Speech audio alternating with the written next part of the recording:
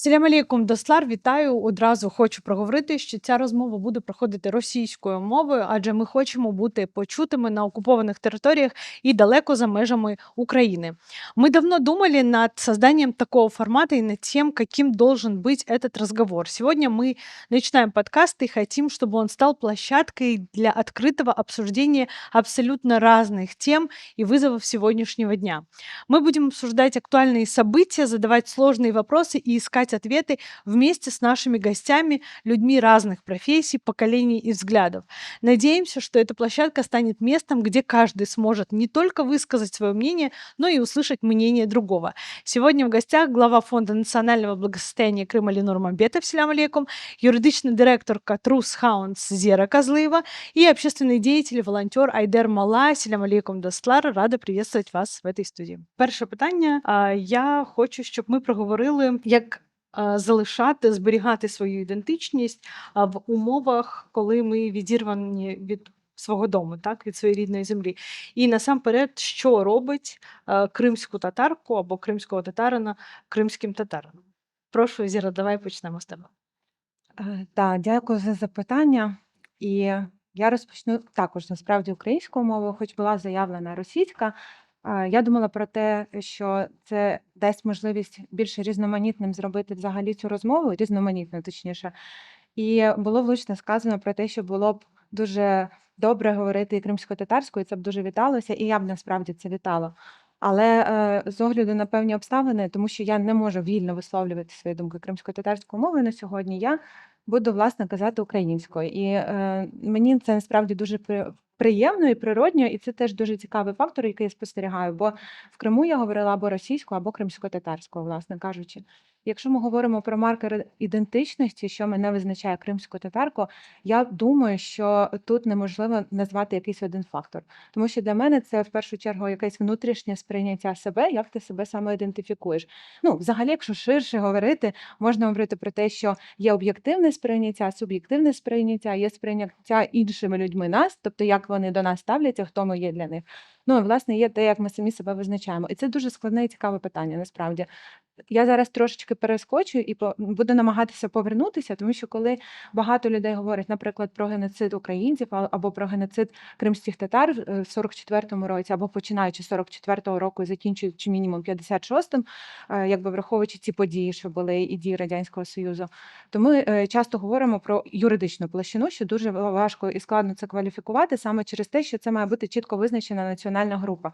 І коли ми говоримо, що це за національна група, якщо подивитись на історію, на практику міжнародних судів, трибуналів, то в кожному контексті це досить по-різному визначається. Є уніфіковані поняття, але його неможливо взяти і застосувати, наприклад, до українців або чисто до кримських татар. Тому для мене це питання досить широке і складне, але якщо шукати просту відповідь, я б для себе її визначила, це те, як я себе відчуваю. І я точно відчуваю себе кримською татаркою, і в той же час я відчуваю себе частиною української нації. Для мене це абсолютно зрозуміле і усвідомлене явище. Ну, враховуючи ті події, які ми пережили. І насправді я думаю, що протягом життя людина також може бути в певному стані пошуку стосовно того, наскільки вона в повній мірі для себе самої може впевнено говорити про те, що так, от зараз я абсолютно точно себе так відчуваю. І остання, може, ремарка, я скажу, що для мене це щоб бути частиною якогось більш широкого ком'юніті, тобто бути частиною народу. Просто як один маленький приклад, коли почалась окупація в 2014 році, у мене був певний період, що я працювала на напрямі окупованих територій, а потім у мене були більш комфортні умови роботи, але я, власне, не займалася зовсім питаннями Криму. І з точки зору там соціально-економічної, статусної, я дуже могла себе класно почувати, але через те, що я нічого не робила для Криму, у мене взагалі не було абсолютно ніякої сатисфакції. І я думаю, це те, що для мене стало в якийсь момент маркером того, що я не можу ігнорувати свою ідентичність, те, що я кримська татарка, ну і тут для мене все стало зрозуміло. Абсолютно тебе розумію. Напевно, тут саме час сказати вам, дорогі глядачі, що ви підписувались і залишали свої коментарі. Ну, приєднувались до цієї дискусії. Цікаво, що ви визначаєте маркером ідентичності. Лінорга, прошу. Селям алейкум еще раз. Саунс, что пригласили. На самом деле этот вопрос, с одной стороны, вроде он очень легкий, то есть кто-то крымский татарин, если ты себя считаешь крымским татарином, ты есть крымский татарин.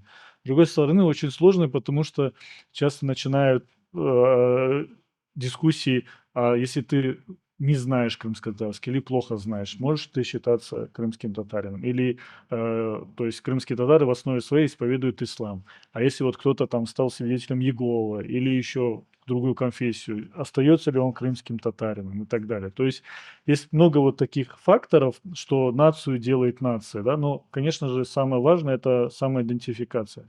Просто вот то, что Зера начала рассказывать про этничные группы и так далее, я вспомнил, что в США вот чернокожие, когда ты считаешься чернокожим, если у тебя более 9% ДНК твоего чернокожая, ты считаешься чернокожим уже. То есть у нас, к сожалению, в народе есть достаточно высокий процент ассимиляции уже, да, есть очень много смешанных браков, женится на русских, украинцах, или выходит замуж, или там на евреях и других наций. И иногда бывает вот так странные, вот видишь смешанную семью, где, например, папа крымский татарин, мама русская и несколько детей. И вот часть детей идентифицирует себя, что они считают себя крымскими татарами, а часть детей Мгм. идентифицирует себя русскими. То есть для нас это, конечно, больно, ну, это осознавать, но это правда, она есть, и мы это видим вот на улицах и так далее. В целом хочется надеяться, что число людей, кто будет себя идентифицировать крымскими татарами, будет намного возрастать. И хочу напомнить еще, что раньше же вот такого понятия, как национальности, не было. Там оно в 18 веке, кажется, появилось, или в 19. Раньше все были подданными какого-то правителя, скажем так, да, и Франция была там на кучу, Гасконь, там Бургундию и так далее разделена. В Крыму тоже были все подданные Крымского ханства, да, ну, вначале было еще также княжество Феодоро и так Так. далее. И были подданные исламского вероисповедания, христианского вероисповедания и иудейского вероисповедания. Помните потом, что после первой аннексии Крыма России подданных крымского хана христианского вероисповедания, в основном это были греки-урумы, как они называли себя там, урума-татары, там урума-эллины и так далее. То есть они были депортированы массово на территорию современного Приазовья, это Мариуполь, Донецкая область. То есть сложный вопрос про идентификацию, но все-таки я бы хотел заявить, что если ты называешь себя крымским татарином, и там у тебя даже там, пусть там 5-10% какая-то прабабушка или прадедушка крымский татарин, я бы считал его крымским татарином. Я вообще считаю, что если не 100%, потому что погрешность есть всегда, но большая часть, абсолютное большинство крымских татар абсолютно самоидентифицируют себя как крымские татары. Это неразрывная связь с Крымом, с землей, с родными, с близкими, и тем более с историей, которая у нас хоть и трагическая, но очень насыщенная на события, и которая показывает, что самоидентифицировать себя как крымский татарин – это реально достойно, и этим стоит гордиться. Ну и нужно соответствовать тому прошлому, истории и наших выдающихся предков, которые еще вот свои события были недавно. Поэтому для меня, конечно, это просто факт рождения, но который должен быть наполнен смыслом. Когда началась широкомасштабная война в Украине, и украинцы стали выезжать в Европу, Америку, то вопрос стал таким образом, что когда ты слышишь вокруг себя какой-то язык, ты не можешь распознать, кто это. Это украинец, русский или белорус, условно говоря, или кто-то другой национальности, кто на пострадянских краинах говорил по-русски, да. А, И, ну, как бы у украинцев массово стало возникать желание переходить все-таки на украинскую мову. И для меня, пожалуй, в этот момент главным маркером идентичности стало знание языка. Вы вот куда относите знание языка? Это сразу после по факту рождения или можно себя просто считать по факту рождения крымским татарином, но язык можно, в принципе, не знать? Я скажу откровенно, как есть. Я всю жизнь завидовал. Я когда учился в университете, у меня были друзья очень близкие, они до сих пор друзья, армяне, азербайджанцы, которые также родились, как и мы, в чужой среде, которые не жили на своей родине. Но при этом почему-то им удалось сохранить Мгм. язык, и они им владеют. Я всегда им завидовал. Я не понял, как так получилось. Хотя я знаю точно, я не помню, но мне рассказывали бабушки, там, родители, что там до определенного возраста детей, я думаю, как у вас у всех, мы все говорили исключительно на крымско-татарском, да, там может словарный запас, и то чувство языка есть. Язык это первое, что важно, да, то, о чем вы говорите, и это мы встречали, когда выезжали когда после начала широкомасштабной войны, когда мы, например, выезжали в Польшу и говорили между собой на русском по привычке, а люди не могли вокруг понять. Это может быть про идентификацию для внешнего мира язык, да. Понятно, что мы стараемся, что все эти события еще больше нас двигают к тому, чтобы мы изучали родной язык. Да, и мы к этому стремимся, к сожалению, пока сложно, я думаю, не будем останавливаться. То есть ты говоришь, что то, что нам помогало выживать, оно в итоге нас и губит, что мы не знаем наш язык. На самом деле, ну, вот это правильное замечание, что действительно все другие национальности, когда они между собой общаются, они в основном общаются на родном языке. Я не знаю, может быть, это какой-то, с одной стороны, может, как это называется, какой-то комплекс наш, я не знаю почему.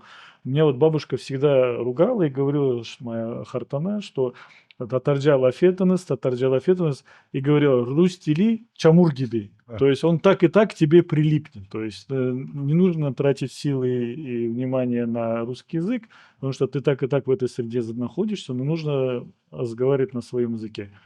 И вот тут в основном вопрос какой? Мы все это обсуждаем постоянно, ну а что мы делаем сами, каждый из нас, для того, чтобы это? То есть, к сожалению, дома мы тоже с детьми по-русски или по-украински общаемся, да, там, или там по-немецки, сейчас у нас диаспора в Германии, в Англии и так далее, в Британии, в Ирландии большая. Спасение утопающих – дело рук самих утопающих. Если мы сами не будем спасать свой язык, каждый присутствующий, то Возможно, сделать язык модным, потому что я помню, когда появился в Крыму телеканал АТР, и когда я, будучи студенткой, включала программу «Саба РТ АТРД», я таким образом как бы значит, под эту программу собиралась там на учебу, да, и меня это как бы спонукало, да, говорить всегда на крымськотатарському. Я думаю, що тут, як багато в чому, є дві просто площини. Там індивідуальне це те, що в родинах, те, що стосується кожного з нас персонально, бо в кожного все одно своя історія особиста, і від неї багато що може залежати. Наприклад, один з батьків не говорив кримськотатарською мовою, тому всі там говорили російською, наприклад. Або лише бабуся говорила кримськотатарською, і коли там бабусі не стало, у нас, наприклад, поки Біташка була жива, то вона з нами говорила тільки кримськотатарською мовою, і мій тато мені казав, що до 4-5 років я не знала жодного російського слова. Потім я почала ходити в дитячий садок, виросла, потім не стала біташки, і якби от ситуація відповідно змінилась. Тобто якісь базові знання кримськотатарського в мене є, але надалі це не розвивалось, на жаль. От, а якщо говорити про більш таку колективну історію, то вона складніша, тому що тут є питання державної політики, те, як наші представницькі органи просувають ідею кримськотатарської мови і взагалі якоїсь іншої підтримки. Те, що був телеканал і є, це дуже добре, але добре, що є ті, хто знаходить ресурси для того, щоб його створити і потім забезпечити його діяльність. Це не є так просто. І тут питання вже зав'язано на тому, наскільки держава інтегрована в тому, щоб підтримувати мову корінного народу. Але в контексті чисто нас, кримських татар, і таких особистих історій, у мене є просто два цікавих приклади. У мене є родичі, мій дядя, у якого 3 дітей, і вони з ними спілкуються виключно кримськотатарською мовою. І він навіть її добре не знав, тобто дружина дуже добре знала, і вона на цьому наполягала. І він разом зі своїми дітьми під її, можна сказати, добровільним примусом десь покращував свою кримськотатарську мову, її довивчав для того, щоб спілкуватися переважно з дітьми кримськотатарською мовою, наскільки там у нього було. З'явилася така можливість, наскільки він може, але вона взагалі вільно спілкується. І вони знають зараз, вони живуть за кордоном, не в Україні, і вони, діти, знають і вивчають 4-5 мов, але основна для них кримськотатарська, і вдома вони нею спілкуються. І це абсолютно правда, що якщо з'являється хтось, хто говорить російською, вони дуже швидко її схоплюють на люту. Тобто це не складає для них якихось труднощів. І мені здається, це просто усвідомлення кожним з нас, наскільки це важливо. Воно не приходить отак супершвидко. Це приходить, коли ти став зрілою людиною, ти дуже багато рефлексував, аналізував, і зрештою приходиш до того, що коли ти далеко від Криму живеш, для тебе будь-який місточок, він як рятувальний. І мова – це один з базових таких місточків. І є інший приклад. Родичі, які живуть в іншій країні, і мама про свою дитину каже, про свого сина, що він така гарна дитина, такий класний хлопчик росте, пощастить якійсь американці. Ну, власне кажучи, да, тому що вона говорить з ним. Закладывает это, программирует, да, получается? Виходить, що вона програмує, вона так собі уявляє, що вірогідності того, що він одружиться на кримській татарці, в неї виходить, що Дорівнює дуже нулю, да? низькі шанси на це. Так, і вона з ними говорить українською, тому що вона не володіє сама вільно кримсько-татарською. Для неї принципово насправді не говорить російською з дітьми, але от знову ж таки просто немає поки що власної капасіті робити це кримсько-татарською. От такі приклади. І тут То есть можно... Сорі, я просто хочу про важливий момент. Мені здається, всім кримським татарам прям супер важливо і цінно пам'ятати, що ми не маємо себе звинувачувати в чомусь, тому що ми забуваємо про саму депортацію 44-го року, про умови, в які жили кримські татари, і як вони повертались в 90-х. І мені здається, що в умовах таких турбулентності, злочинів відносно нашого народу, і саме головне це вороже середовище. Просто в ворожому середовищі в тебе на перше місце може виходити просто безпека своя. І ти, власне, адаптуєшся, говориш мову інших для того, щоб просто не наражати себе на додаткову небезпеку. А коли були 90-ті повернення, наші батьки навіть, вони ставали на ноги економічно, будемо відверті, теж не були прям занадто сприятливі умови. Треба було просто навчити своїх дітей, забезпечити їх, побудувати будинки. Для нас це дуже важливо, і щоб вони були такі, в яких хотілося жити, і з яких не хотілося виїжджати, в тому числі в 2014 році. Тому я просто думаю, не перекладати повністю відповідальність на ці події, але просто не звинувачувати себе, а зрозуміти, що зараз, коли в нас більше можливості цьому приділяти увагу, почати просто це робити. Я думаю, что исходя из того, что ты говоришь, полностью откликается. Можно было бы, как мне кажется, подытожить, что нужен все равно тот, кто понуждает, будь это внутри семьи или снаружи. Когда, например, государство вынуждает тебя общаться с органами государственными на этом языке, ты вынужден это учить, потому что большинство людей не способны к самоорганизации, потому что не в том плане, что они какие-то ленивые, потому что у тебя куча других проблем. У тебя коммуникация с государством на другом языке, ты учишься на другом языке. Я вот хотел добавить, Зера, спасибо, очень хорошая история про то, что мы действительно в такой ситуации росли, что есть объективная причина то, почему сейчас уже даже ЮНЕСКО признала крымский татарский язык, да, как угроза исчезновения. И в целом, вот мы сейчас разговаривали про тему, что модным. Я помню, в 2005-2010 году наши молодые ребята создали организацию «Бзим Крым». И вот они в Киеве были, это были братья Игизы, Асан Абдураман, это был Арсен Жумадилов, Фивзи, был Амзаев, еще там ребята. И вот они выключно общались, я помню, ходили или крымско-татарскую мову, или украинскую. И, это действительно было круто выглядело. Жалко, что это не нашло такого сильного распространения. Но вот вопрос такой. Сейчас в Крыму, то есть наш Крым – это колыбель, да? И мы видим что язык-то наш там полностью, не то что под забороной, скажем так, но нету ни одной крымско-татарской школы, где бы предметы были на крымско-татарском языке. Вот как нам в этих условиях возрождаться? Фактично, там есть школы, которые называются крымско-татарская школа. Берлик, может быть, нам нужно в наших ситуациях, когда крымские татары собираются вокруг какого-то события или в каких-то организациях, то делать там законом общение на крымско-татарском языке, чтобы это было понуждение, чтобы людей понуждало. Хочешь участвовать в этом? Общайся. Смотри, это будет сопротивлением однозначно, как и было против украинского. Я когда работал в Крыму, хотя это было украинское государство, документы, оборот был на русском. Потом, когда пришел времена Ющенко, уже стали переходить на украинский язык. Многим было очень сложно, но все равно даже те, которые сегодня там за Россию и которые всю жизнь там были, им приходилось, они учили его. Им приходилось общаться на нем. Даже не то чтобы на официальных каких-то мероприятиях там, или, я не знаю, там в суде выступать. Они уже и переходили в том, что они в обычной жизни общались на украинском языке, потому что замещались слова, и они уже периодически думали на украинском языке. Я думаю, что будет неплохо провести еще эфир Про сам язык. исключительно про сам язык, да, потому что чем Это дальше мы не говорим, один. тем, я понимаю, что эта тема, конечно, сильно шире, чем эфир сегодняшнего Да. подкаста. Просто как бы резюмируя, то есть опять-таки, мы сами должны учить язык, разговаривать с нашими окружающими, близкими, вот ломать себя, заставлять переходить. И я думаю, что основная история все-таки плюс Украины сейчас в том, что она как государство начала заниматься вот возрождением казахстанского языка. Уже латиница утверждена, да, которая больше 30 лет. Еще в Курултае в 1991 году, кажется, принял решение, что должна быть Так. латиница. И в итоге так мы и на нее не перешли. Сейчас уже утвержден алфавит, начинается стратегия по крымско-татарскому языку. И вот нам очень мало у нас литературы. Вот Диляры, я забыл ее фамилию, она делала даже вот книжки, когда как мы сейчас должны наш родной язык, мы пришли к тому учить как иностранцы, как, ну, то есть, соответственно, вот как есть вот эти книжки А1, А2, Б1, Б2, то есть, и вот она готовила, А1, кажется, уже есть, она делала, что вот учить язык крымско-татарский как иностранный. К сожалению, мы вот в этой сейчас ситуации, но нам нужно это делать, то есть развивать вот эту книгопечатание и так далее. А мы в соцсетях где-нибудь прикрепим ссылку, чтобы можно было купить себе эту рабочую Да, тетрадь. И да.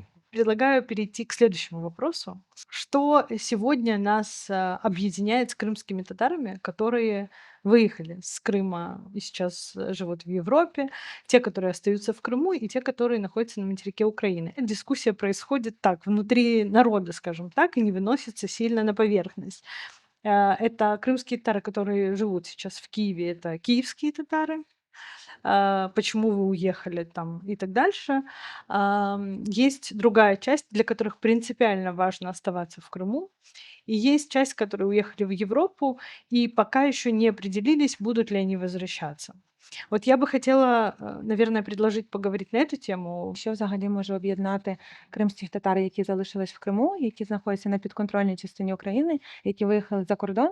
Мені здається, що просто треба говорити про те, що всі ці категорії кримських татар є жертвами агресії Російської Федерації, тому що ніхто з них не живе в нормальних умовах існування і можливості розвивати свою націю, ідентичність і все, про що ми зараз говоримо. Тому що на окупованій території це окупаційний режим, це однозначно зрозумілі обмеження, переслідування і все, що ми знаємо.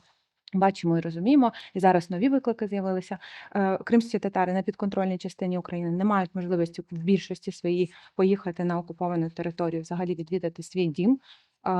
І ті, хто виїхав за кордон, відповідно, так само більша їх частина виїхала саме у зв'язку з окупацією, агресією Російської Федерації. І мені здається, коли всі ці категорії зрозуміють, що вони всі в складному становищі, і в них є один спільний ворог і одна спільна проблема, з якою треба боротися, і виклик, який треба долати, тоді набагато простіше і легше буде побудувати розмову, діалог, полілог, я не знаю, між собою, а не думати про те, хто в кращому становищі, чи А хто зараз в не гіршому. розуміють кримські татари. Я не знаю, розуміють чи не розуміють. Мені просто здається, що між нами є певна прірва, тому що я не впевнена, що ми в повній мірі можемо зрозуміти навіть кримських татар на підконтрольній частині України, Так. всіх, хто за різних умов попав, а тим більше тих, хто на окупованій території або за кордоном. І я скажу відверто, для мене недостатньо інформації про те, що відбувається насправді в Криму. Тобто ми якусь інформацію отримуємо, але будемо відверті, що кримчанам не так просто говорити відверто про те, що там відбувається. Інформація, яка отримується, це дуже складні шляхи, і вона достатньо фрагментована, ну і обмежена в своїй кількості. І так само у кримчан можливості отримати доступ до інформації в Україні не так багато, тому що є російська пропаганда, і є російська політика, яка обмежує доступ до українських каналів і взагалі до відкритого інтернету, наскільки ми зараз знаємо.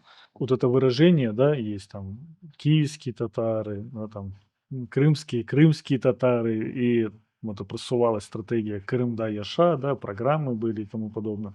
То есть это очень плохая история. Почему? Потому что люди, мы сами себя начинаем разделять, выделять, делить на группы и делать такую фитну, скажем так. И тут надо и тем, кто в Киеве находится, бывает, да, слышно, что вы там живете в Крыму, вы там пособники агрессора и так далее. Жители Крыма, крымские татары говорят, а вы там бросили народ, оторвались, не знаете, как он живет, что он переживает и что происходит. Как бы кто-то в Киеве сидит, говорит, а вот в Европу убежали татары, получают социалку, там работают где-то, неофициально жируют, и в жизни не вернутся уже ни в Украину, ни в Крым. То есть как бы вот есть разные группы людей, и мы все начинаем друг друга там шпынять, искать какие-то там как сказать, разбежности. Нам все-таки нужно вот каждому крымскому татарину понять, что мы сейчас как нация, как народ находимся на грани выживания, на грани исчезновения. То есть уже наш язык исчезает, да, завтра и скоро и мы сами будем растворяться. То есть просто вот мы когда вот говорим, вот заметили, мы сейчас, у нас идет разговор про крымских татар, но мы не говорим про крымских татар Туреччины.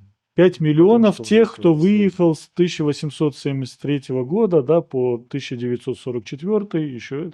То есть почему? Потому что они что же уже на самом деле, ты с ними общаешься, у них максимум они говорят чебурек, и они, когда встречаются с Мустафа-ага, они вспоминают, что кто-то у них там бабушка, дедушка или кто-то был крымским татарином, об этом говорят.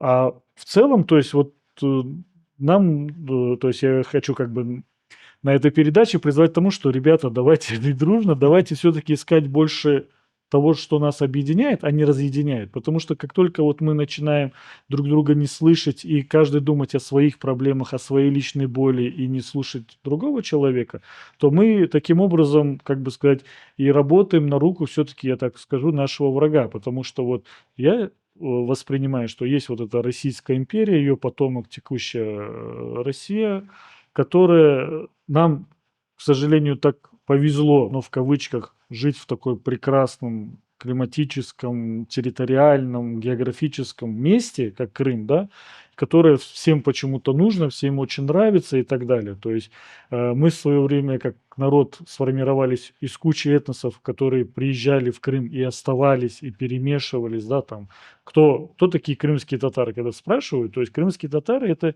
наверное, единственная нация в мире, в которой есть и европейная, и монголоидные, да, представители. То есть, но мы все равно считаем себя всех крымскими татарами. Есть греки, тавры, скифы, половцы, там, кого только нет.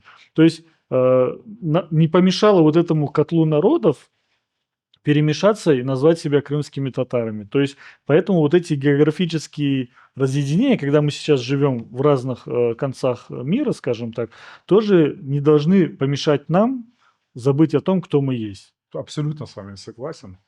Это очевидные вещи, что эта пропасть, она растет, она появилась, она постоянно растет.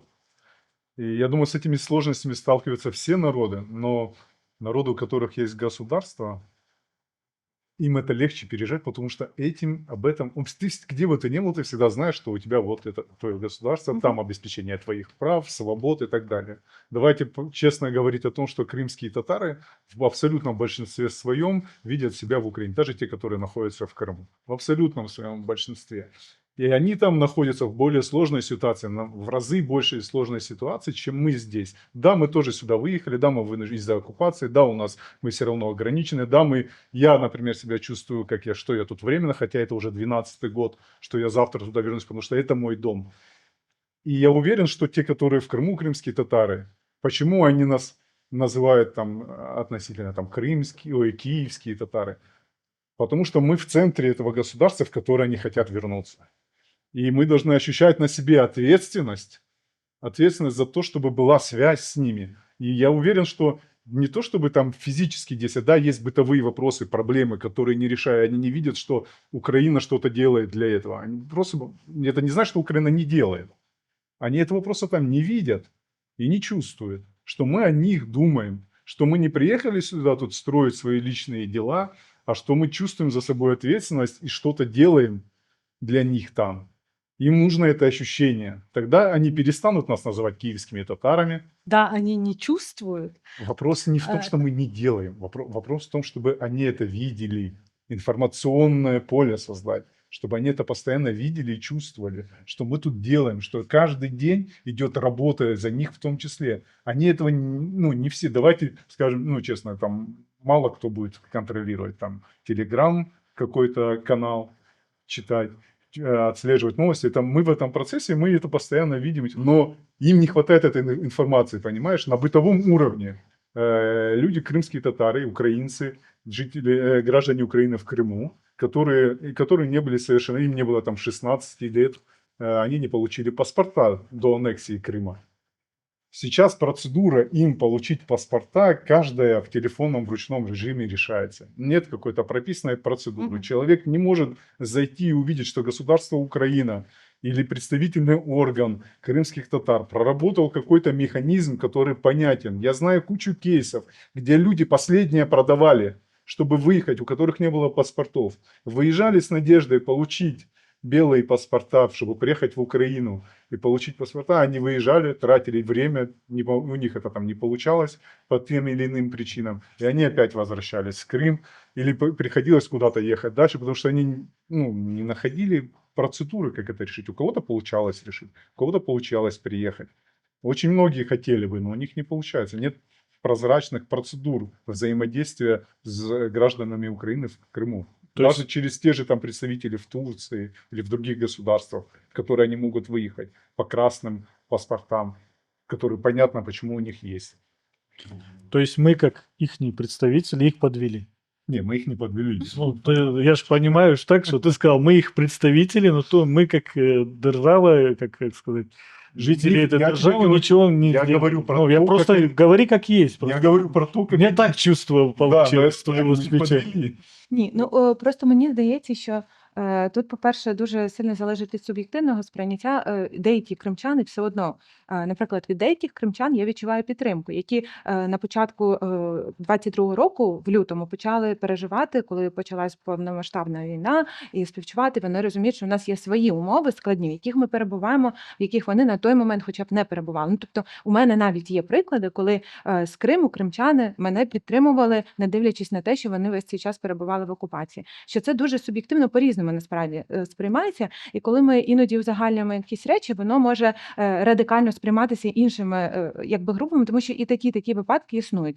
І в частині забезпечення адміністративних процедур, мені здається, що якісь процедури, навпаки, Україна намагається спростити. Тут питання є ще й поінформованості про це, по-перше, і з цим треба точно працювати. А друге, там, де є реальні недоліки, такі кейси, справи, які були, мені здається, що дуже важливо, щоб у цих людей був контакт з представниками нашого народу кримськотатарського в Києві, де вони мають мати канал комунікації, де вони поінформували, і в нас вже на рівні роботи нашого представницького органу він вже працює з українською державою, з представництвом президента України в Автономній Республіці Крим, з міністерствами, щоб сказати, що дивіться, є один, другий, третій такий кейс, ця проблема носить системний характер, це треба рішення шукати. І це просто щоденна і складна робота. У нас дуже часто хтось готовий про це дискутувати в соціальних мережах, і дуже мало людей, які готові взятися за системне вирішення питання. От прям застали розвиток того, щоб продовжувати розробляти цю політику деокупації, реінтеграції. Це ціле термін називається перехідне правосуддя. Зараз там у нас уряд, міністерство там працюють над цим, але в ширшому контексті. Але в чисто українському можна не чекати, поки приймуть цю рамкову концепцію якогось перехідного правосуддя, але працювати з цими питаннями на щоденній систематичній основі. І мені здається, що це прям потребує того, щоб були визначені органи, чи суб'єкти, чи актори, які цим займаються. Окрім урядових. Якщо ми говоримо про українську державу, це одна справа. Але ж ми зараз говоримо про те, що кримські татари в Києві на підконтрольній частині України можуть робити для кримських татар в Криму. Правильно? І тут питання на рівні, мені здається, кримськотатарських представницьких і інших органів організацій, як у нас це працює. Оця навіть взаємодія з державними органами, як ми вирішуємо системне це питання. А потім, вже, якщо вони вирішуються, то просто намагатися максимально доносити їх на окуповані території або кримським татарам, які виїжджають, в тому числі через посольство, консульські установи. Все. Ну вот я хотел сказать в защиту нашего представительного органа крымских татар, Меджлиса крымского народа, то есть он знает про эту проблему. Есть такая межведомственная комиссия, в которую входит и глава Меджлиса пан Рифат Чубаров, входят там представители пограничной службы, Министерства реинтеграции, там паспортного стола МВС, ну там миграционной службы и так далее. То есть и когда есть какие-то вот вопросы, когда наши соотечественники приезжают в Турцию, например, обращаются в консульство или приезжают из России через Беларусь в Украину и без документов, и есть проблема перейти там границу и так далее, они вот, как это сказать, точково такие кейсы решают. Но в целом, вот я бы хотел призвать всех тех крымских татар, кто сейчас живет на территории Автономной Республики Крым, это если у вашего ребенка, ему еще не исполнилось 18 лет, и у вас есть украинский паспорт, книжечка, не пожалейте свое время, приедьте до исполнения 18 лет, получите ID-карту и сделайте ему паспорт. Потому что как только ребенку исполняется 18 лет, он уже совершеннолетний, то есть его родители уже не могут представлять, и у него нет никакого иного документа, кроме свидетельства о рождении украинского, то есть документа с фотографией, который бы позволило установить, что да, этот человек, это вот тот самый, там, Неметов, Шевкет какой-нибудь, условно говоря, Кайбулавич, то начинается очень сложная процедура. Соответственно, и также есть у нас еще какая проблема? Очень много детей рождается сейчас в условиях оккупации.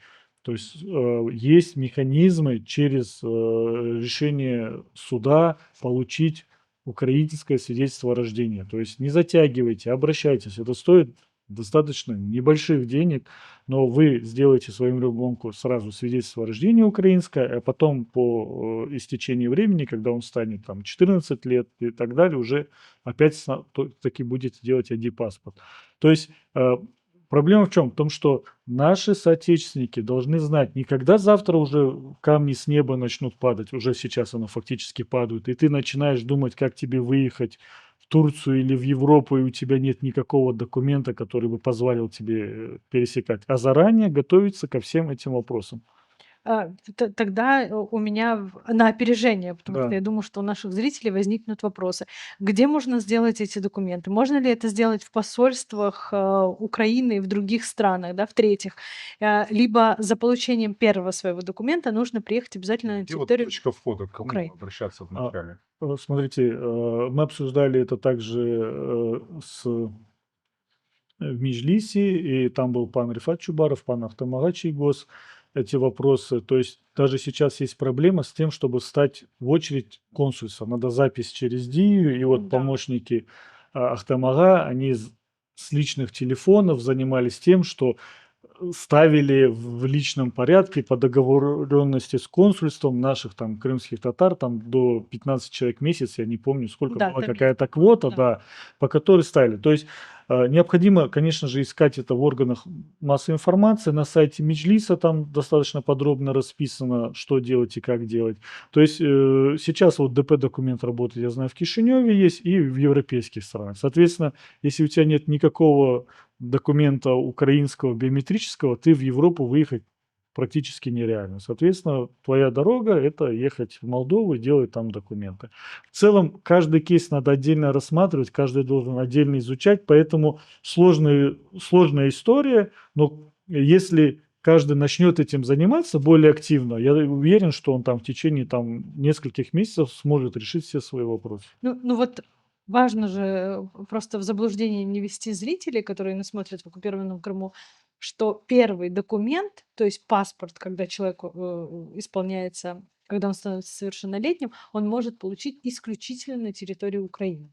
Ему нужно приехать сюда, а не в ДП-документ там. Через Не, суд. почему? Либо он Если может- до 18 лет, и у него не было до этого паспорта, только свидетельство о рождении, то есть он был несовершеннолетним на момент аннексии и так далее, и сейчас, если совершеннолетним, он может получить в ДП документ ID-карту. Мгм. Но если ему исполнилось 18 лет, и у него есть только свидетельство о рождении, то это только он должен приехать в Крым, говорю, надеюсь, в скором времени будет в Крым, да?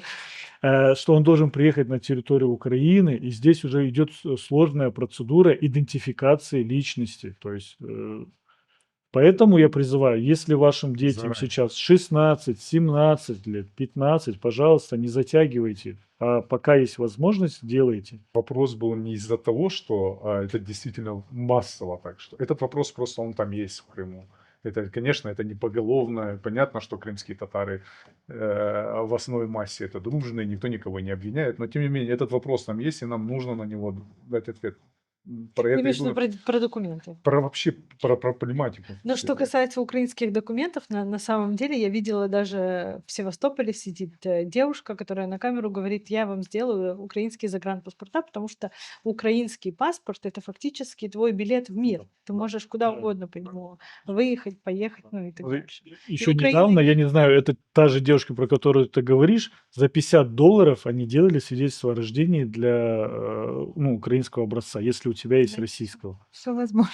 Да, то есть все, вопрос в чем? В том, что Процедуры были настолько демократичны, что легко можно было вам Да, они получить. до сих пор демократичны. Слушай, если у человека на момент 2014 года был украинский документ, он имеет право, и сегодня Украина не ограничивает его в этом праве, получить дальше, там, обновить, да, свой Да. паспорт и дальше кататься Еще, себе по может миру. быть, нужно сказать, если мы владеем такой информацией, в случае, если это обстоятельство, что человеку уже исполнилось, он стал совершеннолетним, то какой промежуток времени, понятно, что он это так называемый белый паспорт должен быть где-то на промежуточной территории, либо в Кишиневе, либо в Турции, какой именно примерно промежуток времени ему придется находиться или в Кишиневе, или в Турции, пока он получит этот документ, чтобы у него была возможность приехать. Не, смотри, если ты ты в Украину должен приехать, Я ты же должен говорю, провести, приехать в Украину. это несколько месяцев минимум. Это 2-3 месяца, это самый минимальный срок. То есть это Я же нужно говорю, сколько он закладывать. должен будет ждать на этой нейтральной территории, пока ему дадут этот Не, он документ, на чтобы он нейтральной смог... территории не будет ждать. А он Он может должен в вернуться? Украину заехать. Нет, не сможет. А как он сможет? Я же тебе про это и говорю. Ну, Но он выезжает в Кишинев, подается туда на этот белый паспорт, который ему даст возможность приехать в Украину. Сколько он его будет там ждать? белый паспорт ждать. Да, я про это То и есть говорю. белый паспорт вообще, если у тебя есть хоть какие-то документы и посольство может установить твою личность, и есть в каких-то реестрах, они делают запад, то они делают это в течение день-два. А если у тебя сложная ситуация, то это может Ну, кроме свидетельства о рождении, неделю-две. больше ни в каких реестрах он и не был. То есть, опять-таки, если тебе нет 18 лет, Понятно. наличие твоего одного из родителей с украинским паспортом, оно достаточно. Если тебе 18+, это уже проблема, и она решает, ну, то есть надо индивидуально Ситуативно, смотреть. Да.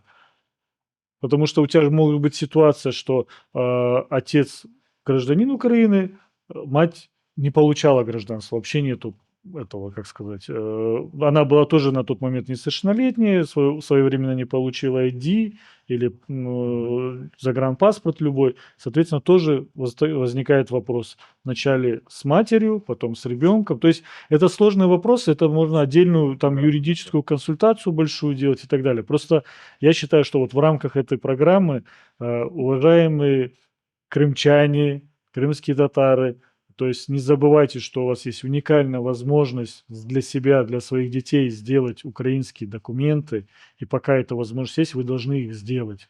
Если вы чувствуете ответственность за себя и своих детей, і за їх будущее. Прошу, Зіра. Я насправді особисто дуже персонально не відчуваю в собі достатнього, можливо, якогось морального права, там, якщо чесно, говорити, ну там умовно давати якісь прям поради, тому що мені здається, що ми говоримо про різні прошарки суспільства в Криму. Наприклад, можуть бути люди там в умовах, там які навіть фінансово не дозволяють виїхати за межі Криму. Навіть така категорія людей. Мені здається, що просто за можливості так було б добре це робити, і якби це може якось спростити в подальшому ситуацію, тому що якщо ми презюмуємо, що відбулася деокупація, і стане питання стосовно тих, хто заїхав в Крим після 2014 року. І скоріш за все, питання по них буде вирішуватися не на їхню користь, і буде важлива історія про те, як підтвердити, що ти на законних підставах перебував або проживав в Україні до 2014 року. Мені здається, це важливо, що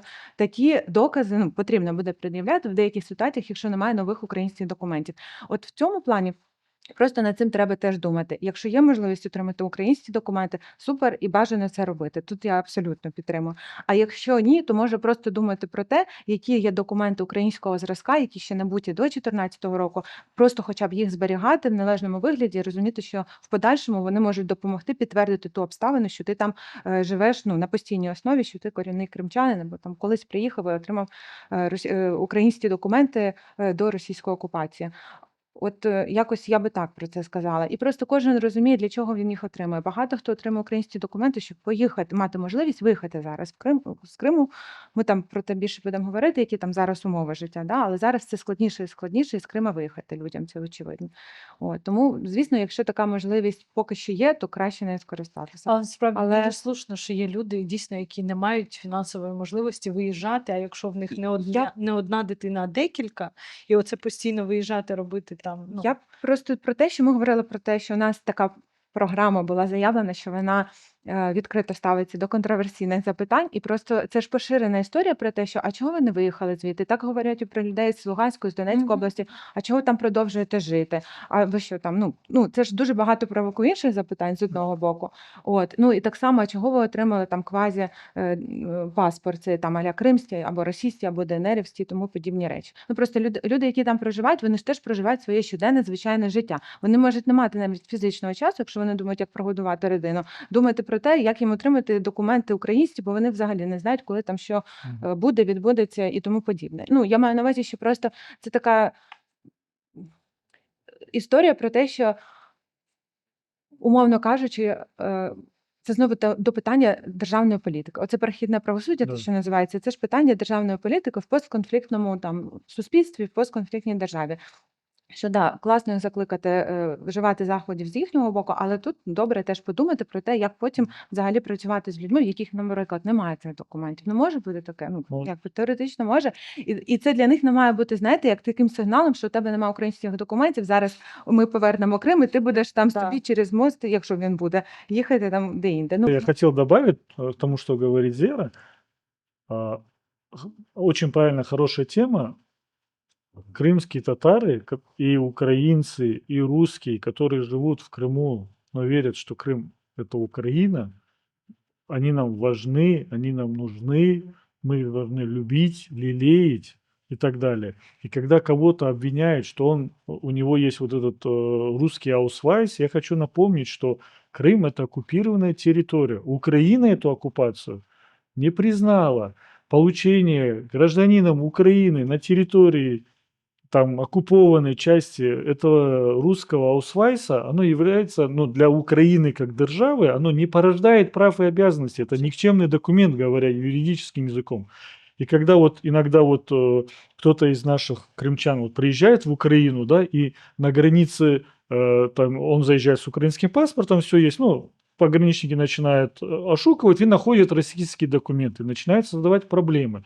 Было несколько случаев, мне звонили, я говорю, просто этих людей, они не знают законодательства сами Украины, будучи державными службовцами, то есть они не имеют права вам не предъявлять никаких претензий, никаких зауважений и так далее, потому что вы живете на оккупированной территории, и вы должны выживать, вы же не должны там, без возможности получить там медицинское страхование, медицинские послуги или освітні послуги, да, для своих детей.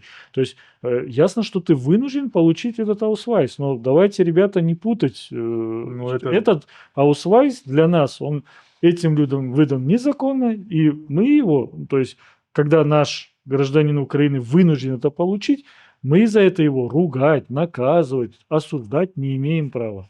Вот честно сказать, то вот эти вот все, я слышу через кого-то про такие вопросы, а что не выехал? Я за 12 лет, может быть, мне этого не задавали вопросы, а что там не выехали, а чё?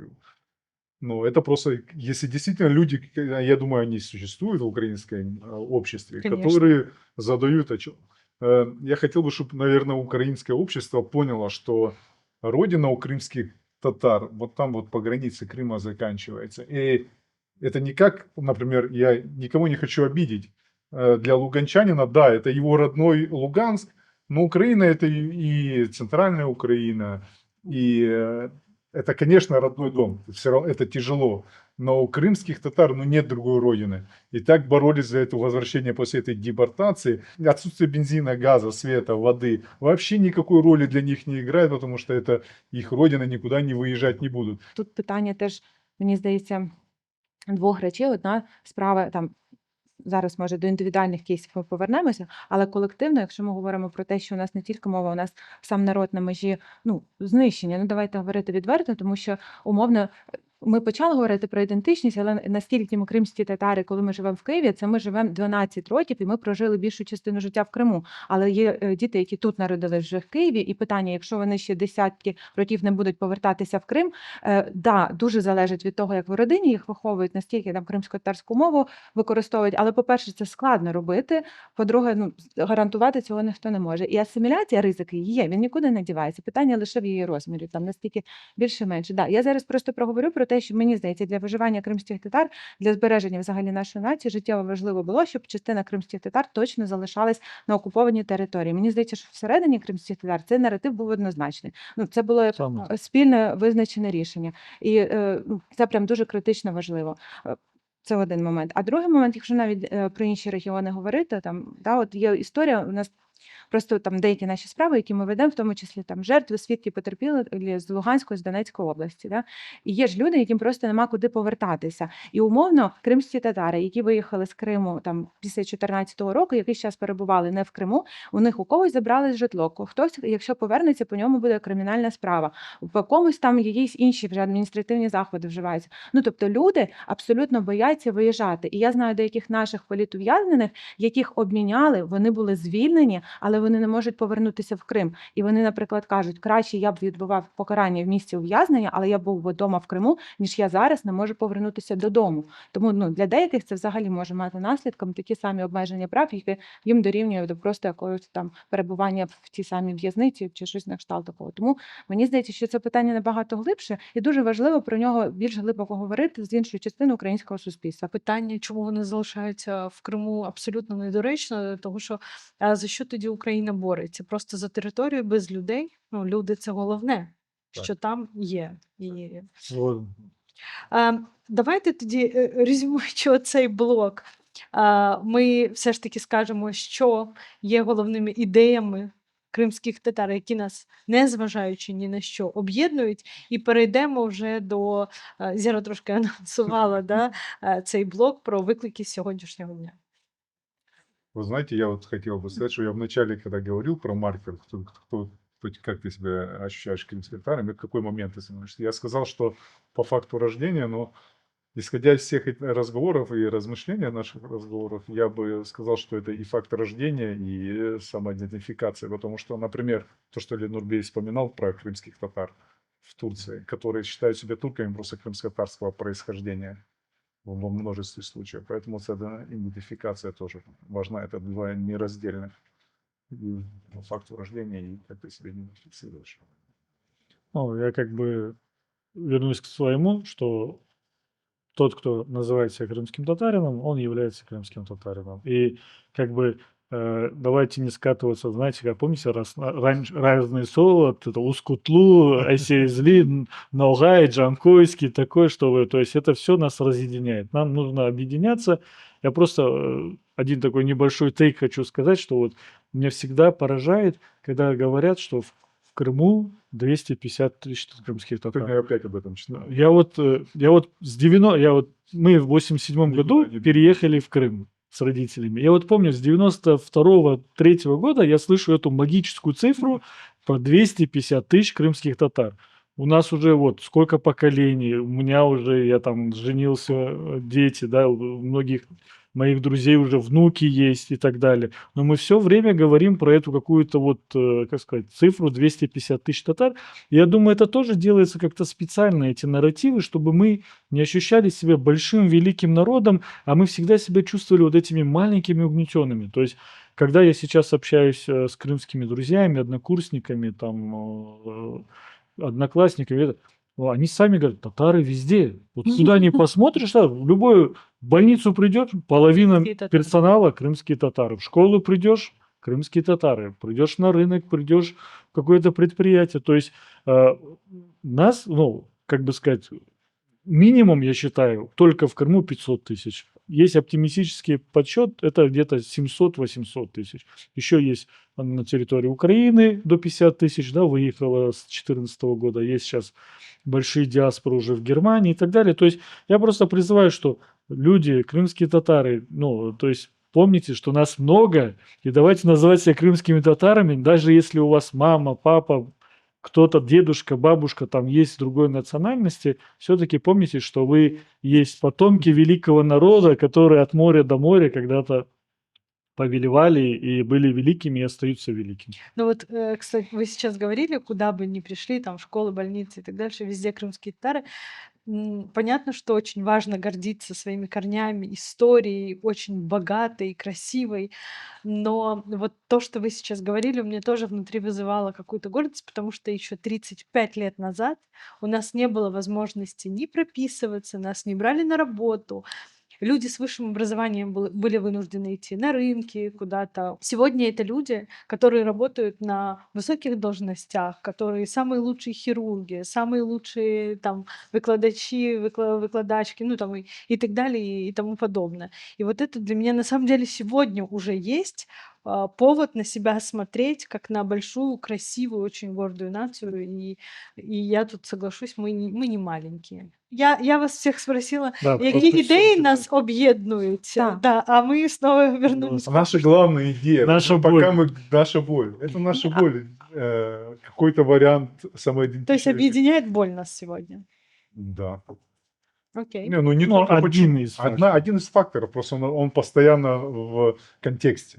Эту тему Снова. надо отдельную передачу еще психолога какого-то позвать, я думаю, Мы- обсудить вопрос. Но в целом, вот отходя, да, это и точно за рамки этого эфира, вот у нас же есть те, кто вот мы, крымские татары, нас депортировали, и надо помнить и страдать, есть это. А есть вторая часть, которая даже не знает про депортацию. Помните, вот этот был военнопленный во Львове? Ни про депортацию, ни про Джимини. То есть Так. ему было 24-26 лет, я не помню, сколько ему лет было. То есть какое-то, сори, Молодой выражение, Керченский. валенок был. Керченский. Да, Да, да, да, да. да. То есть, который вообще ничего не знал. То есть, ну, то есть вообще ничего. Даже украинец, который задавал А? вопросы, был в Да, шоке, да, что да. такое. Живет без травм, подписал контракт, пошел зарабатывать, да, там легкие денежки. То есть вот вопрос вот в этом, что есть вот эти две, как это называется, два противоположных это, ну, правда где-то посередине. То есть должны помнить про депортацию, но это не должно нас назад откатывать. Це суперскладна тема. У мене просто друга вища освіта це психологічна. Ага. О, Це, Ну так вот. ну, я, Травми, це ты знаешь, кого позвать, да? ні, ну я просто не йшла би сильно там глибоко в ту тему, але те, що у нас є колективна травма, це ж всі розуміють, Да. безумовно. Питання, як з нею працювати, є купа великих там різних шляхів. От у мене в досвіді ми були в африканських країнах, в південноафриканській, зокрема, і там же теж Да. вони ще пережили апартеїд. Апартеид, да. Так, і ми були в центрі Мандели, і там говорили вони про те, що, наприклад, у них був свій шлях, коли вони вирішили дійсно не дивитися в те, що було, а сфокусуватися на тому, що вони хочуть побудувати, на тому, як вони бачать своє майбутнє, і що зараз треба робити, щоб його зробити таким, як от ми бачимо і хочемо, щоб воно було. От, але в той же час це ж не відміняє того, що люди можуть рефлексувати, аналізувати історичні події минулого, що з ними відбулося, і це теж нормально, паралельно. Просто щоб, як ви кажете, десь посередині, щоб не скатуватися в одну або в іншу сторону. Тобто не забувати зовсім про щось, тому що все ж таки уроки були, і є сенс з них щось для себе винести. А друга справа про те, що жити лише от. Це дуже зараз провокативна тема, я туди не хочу йти. Дуже багато хто говорить про те, там відчувати себе жертвою, не відчувати. І то це дуже складно насправді. Мені здається, це не навіть складно Индивидуально. про це. Да, індивідуально це взагалі рівень таких речей. Але просто можна ж по-різному до цього ставитися. От те, що зараз в Україні навіть війна відбувається, в ході цієї війни українська нація так само вона показує якісь свої екстра властивості, екстра можливості не просто виживати в цих умовах, а розквітає, наприклад, деякі сфери економіки, я не знаю, там дуже багато сфер життя, де українці стали активно проявлятися, Мгм. мистецтво, культура, все що завгодно. Так. І у кримських татар, мені здається, що так само бувають от на фазах певного загострення ситуації, там і в 2014 році, що багато представників народу більш активно проявляються, тому що в тебе ти розумієш, що це такий інстинкт виживання, тому що в таких умовах, якщо ти зараз, наприклад, не будеш проявляти таку активність, що ситуація погіршиться, і це може спровокувати навпаки розкриватися певним дуже великим талантом нації, об'єднуватися, а не роз'єднуватися, тому що все одно спільний біль або проблема вона все одно об'єднує. І мені здається, що так що можна з цього винести, просто це об'єднання зберегти і на час, коли вже буде деокупація, тобто об'єднуватися не лише в умовах, коли є агресія, коли є зовнішній ворог, переговорах, і коли є зовнішній біль, і внутрішній біль, а просто загалом фокусуватися на тому, щоб шукати шляхи, підтримувати один одного. І якщо вже говорити про мою психологічну освіту і взагалі про мої людські якості, бо в мене завжди дуже складно щось говорити на таких передачах, бо я не знаю, чи я говорю як людина, просто там як Зера, да, чи я говорю як якийсь експерт там з питань права і тому подібне. Але якщо говорити чисто по-людяному, то мені здається, що якщо кожен замислиться на тим, наскільки кожен з нас перебуває в ненормальних умовах існування, і з якої кількості проблем, викликів і оцих от умов ми стикаємося, і в такій ситуації взагалі не знаю, працювати, там щось говорити про те, що ми маємо робити, про не знаю, чого досягати, що взагалі хтось повинен, взагалі хтось щось повинен, це така категорія справ. Це дуже класно про нашу стресостійкість і стійкість загалом, але мені здається, що якщо всі люди навчилися проявляти турботу один про одного і розуміння один до одного, і не вимагати щось, а думати, що я можу зробити, щоб підтримати іншого, неважливо, за кордоном ця людина, чи там в окупованому в Криму, чи в Києві, то мені здається, це теж би підсилило насправді всіх людей. Тому що і так багато факторів об'єктивних, які дуже стресові, дуже стресові. А для того, щоб зменшити цей стрес один для одного, а не створювати нові приводи для переживань, тривожності, бо є ж public health, як це сказати, громадське здоров'я, ментальне здоров'я, Спільне. суспільне здоров'я. Да. Я думаю, що всі витримають, це буде добре однозначно, але просто ми забуваємо про це. Ми настільки звикли, що ми сильні, ми все маємо, ми все можемо, ми маємо все подолати. От, але при цьому не забувати, що всі люди, і мені здається, що фокус на підтримці один одного, це теж дуже хороша історія може бути. Так, і я пропоную тоді переходити до другої нашої теми, так, до другого блоку. І, напевно, дійсно підтримка – це головне, що ми маємо проявляти в цьому випадку, бо ми дійсно зараз переживаємо супер різні досвіди, так? Хтось окупації, хтось широкомасштабного вторгнення, і не будемо мірятися біллю, так? Але хтось живе вже 12 років в умовах, коли навіть боїться промовити свою позицію, боїться там щось про себе сказати, і це певним чином теж якась психологічна травма. Хтось тут кожного дня, буквально кожної ночі потерпає від агресії, так, сюди летять шахеди, ракети кожного буквально дня в Україні день жалоби там і так далі і тому подібне. Але спільно ми дійсно проживаємо біль. Останнім часом в Криму дуже гучно. В Крим летять українські ракети, сили оборони нищать, власне, там НПЗ різні, там склади, де зберігаються боєприпаси і так далі і тому подібне. І от, власне, як результат, в Криму немає бензину, немає світла, немає фактично зв'язку. От давайте трошечки проговоримо навколо цієї теми, що ви чули, що говорять в Криму, що там відбувається. Наш народ приученный к трудностям, и даже это неоднократно, даже на моем жизненном опыте, я это помню еще из детства, эти возвращения в Крым, эти самозахваты и так далее, жизнь без света, лампочка под аккумулятор, все это мы проходили.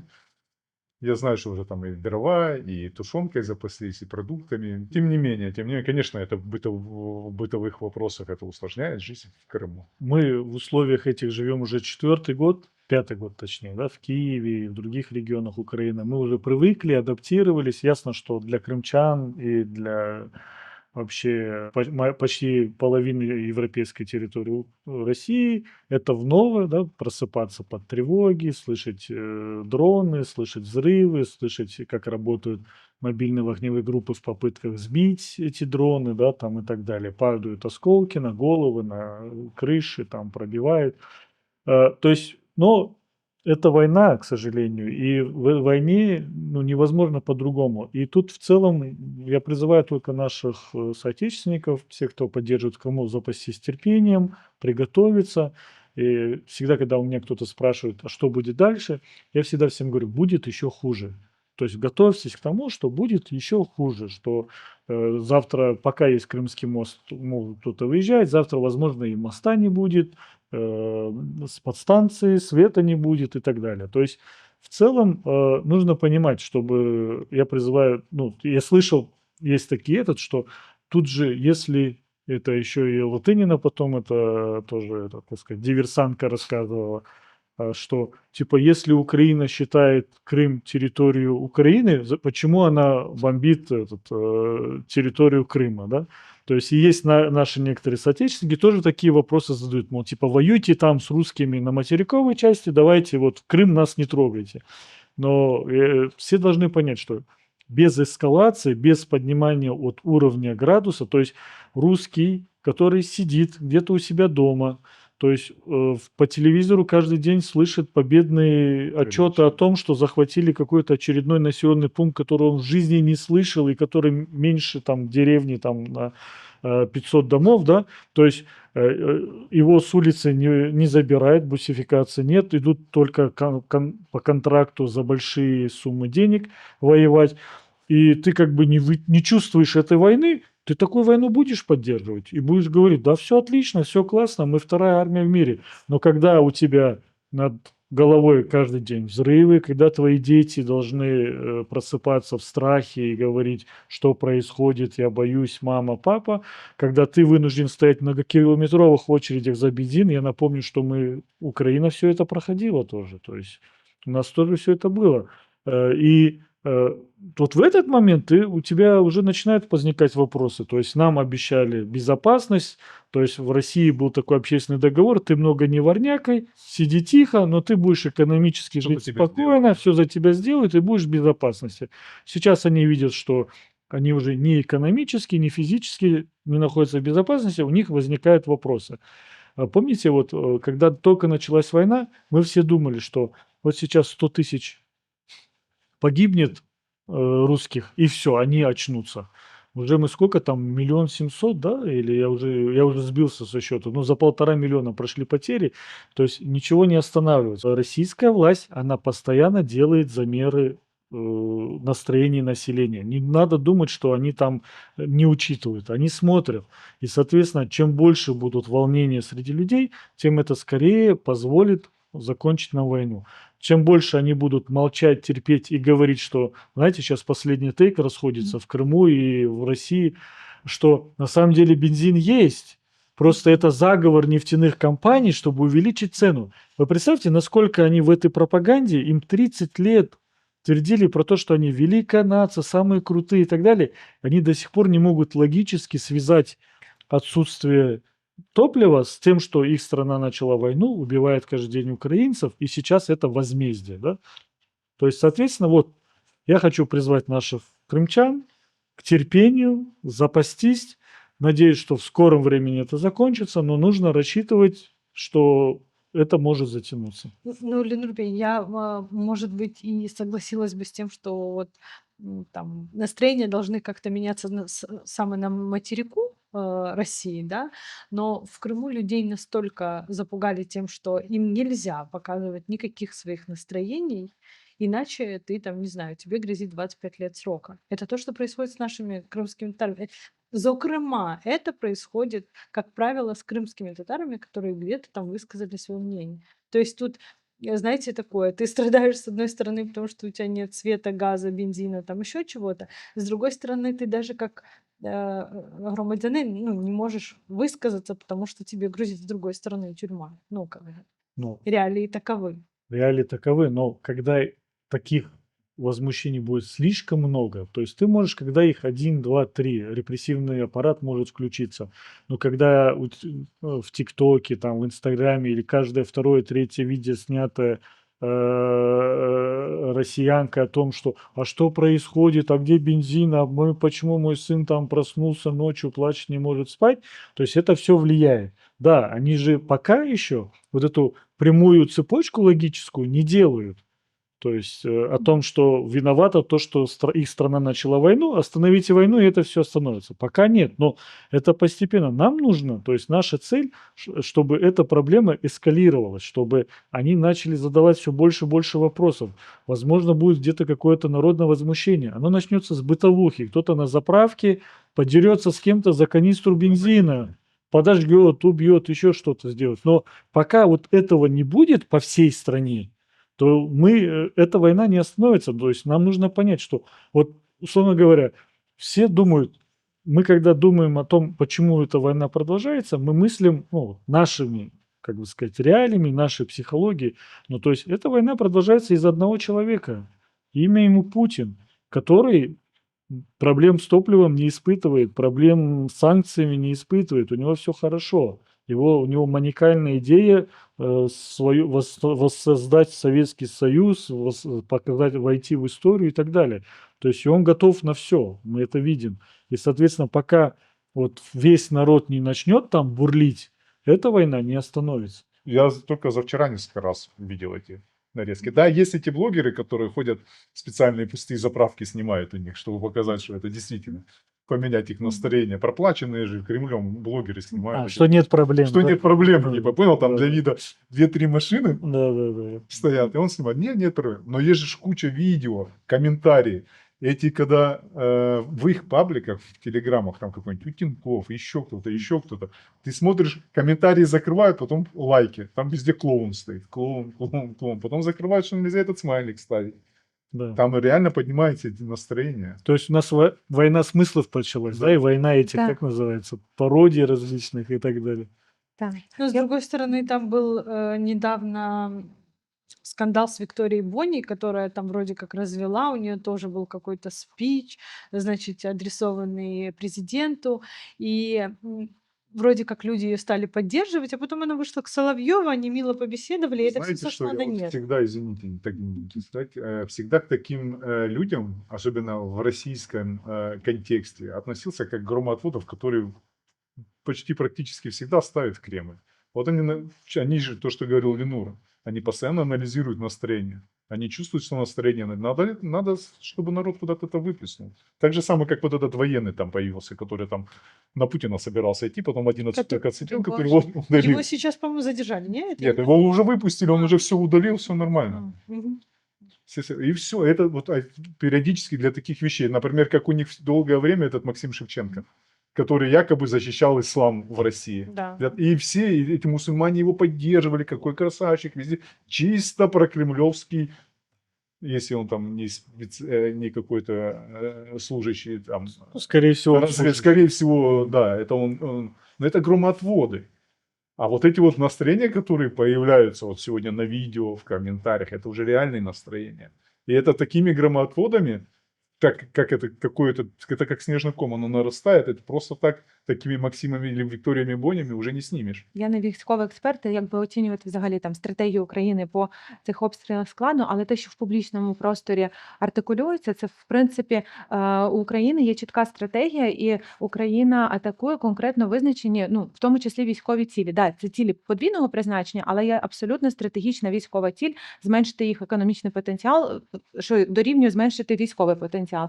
І дякувати Всевишньому, ми не чуємо про якісь там загибелі чи поранення цивільних тощо. Ми точно бачимо точкові удари, і ми точно бачимо атаковані військові цілі. Якщо ми аналізуємо атаки Росії, наприклад, на той самий Київ, ми бачимо абсолютно диспропорційні наслідки для цивільних об'єктів і цивільного населення порівняно з якимось там потенційними навіть військовими цілями. Я думаю, що про це важливо говорити. Тут я вже можу сказати, як людина, яка 4 роки, 4-й рік працює в організації, яка документує серйозні порушення з боку Російської Федерації, у нас є купа звітів, де ми аналізуємо і доводимо паттерни поведінки. Є такий паттерн, як тероризування, коли ти можеш проаналізувати дуже велику кількість інцидентів і встановити, що поширення страху серед цивільного населення є, ну, якщо не основною, то точно однією з основних супутніх цілей таких атак. І є там інші паттерни поведінки, які стосуються атомних електростанцій, медичної сфери, лікарень, використання, наприклад, подвійних атак, коли вони атакують будь-які об'єкти, дуже часто цивільні, і через 15, 20, 30 хвилин чекають, коли приїдуть медичні служби, рятувальні служби, і здійснюють другу атаку ціленаправлено для того, щоб знищити рятувальний персонал. Ну, і це конкретний метод ведення війни, це конкретний доведений паттерн поведінки. Ну, це зовсім різні речі. Ну, я сподіваюся, що нам ніколи не прийдеться говорити про це в контексті українців, так, а я не думаю, що таке буде. Але тут просто для того, щоб уникнути порівняння і розмов про те, що це прямо однозначні наслідки, однакові рівні, які відчувають там і тут люди. Все ж таки, я думаю, ну, зберігати фокус на цьому. Просто вот эти все ситуации, они говорят про то, что цели у Украины одни цели в этой войне, освободиться от этого оккупанта, от этого маньяка. У этого конкретная цель поработить, чтобы мы все преклонились, сказали, что он главное, что Путин в итоге был прав. Поэтому он запугивает. На моих глазах было то, о чем говорит Зера. Ночь, в 4 часа утра прилетел снаряд. Я и в 4 утра не видел. Потом мы, когда были там днем на этом объекте, при нас прилетел целенаправленно шахет. Один шахет. Да не то, что случайно его подбили. Он целый прилетел туда, когда там были МЧСники. Понятно, что начинается тревога, там часть выходит и так далее. Но это было, и это же по всей, мы все это знаем, что было. Я вот, мне нравится одна история, она была реальная, то есть в Богатом, знаете, да, наше село между Белогорском и Старым Крымом, ехал бензовоз, ночью, около часа ночи, подлетел дрон, завис над бензовозом, водитель вышел, все отошли, то есть дрон дождался, и после этого он ударил бензовоз. И это по Крыму рассказывает Да, такую да. историю, и несколько таких историй было. Поэтому я хочу поблагодарить силы обороны Украины за то, что они действуют максимально взвешенно, максимально это. Но, опять-таки, всех тех, кто приехал в Крым после 2014 года незаконно, то есть не является гражданином Украины, должен покинуть территорию Крыма и другие оккупированные территории. И после этого, я думаю, то есть надо не забывать, что да, Украина сейчас бьет по логистике и по энергообъектам, по подстанциям и так далее, но обязанность забеспечивать всем лежит на оккупационной власти, згідно с нормами международного права. Если вы против, не согласны, пожалуйста, освободите наши территории, мы сами займемся Либо их снабжением, последствия. топливом, водой і електричеством. На цій, напевно, ноті, де ми подякували силам оборони України, я думаю, що буде абсолютно хорошою фінальною точкою. Я розумію по сьогоднішній зустрічі, що ми особливо потребуємо таких розмов відкритих. Ми потребуємо цього діалогу з людьми, які перебувають в різних частинах світу, зокрема у нас вдома, в Криму, з якими ми хочемо говорити, чути і бути почутими. Чох Сагловна за те, що подивилися цей ефір. Вам, Сагловна, що доєдналися. Сподіваюся, що ми будемо ще частіше зустрічатися і говорити. Дуже хороша ініціатива. Щиро дякуємо, Чох Сагловна. Сподіваємось, що будете нас запрошувати ще. Коркенджі Дослар. Рушкенчик. Селям алейкум.